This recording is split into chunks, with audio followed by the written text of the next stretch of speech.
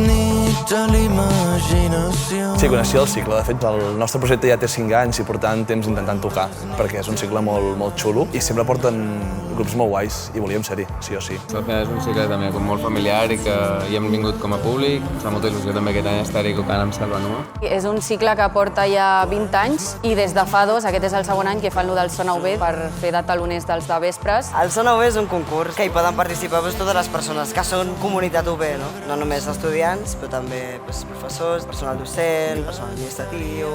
I després tota l'emoció de que et votessin, no sé què, els amics vaig ser la més pesada del món, però superbé. A mi sembla genial, vull dir, les oportunitats són poques i últimament es programa sempre la mateixa gent, llavors tenir un lloc on tocar i pugui fer-ho ja més gratis és brutal. És una bona cosa, sobretot pels artistes emergents que a vegades no sabem molt bé com promocionar-nos perquè acabem de començar. Que la universitat ofereixi això doncs també ajuda moltíssim.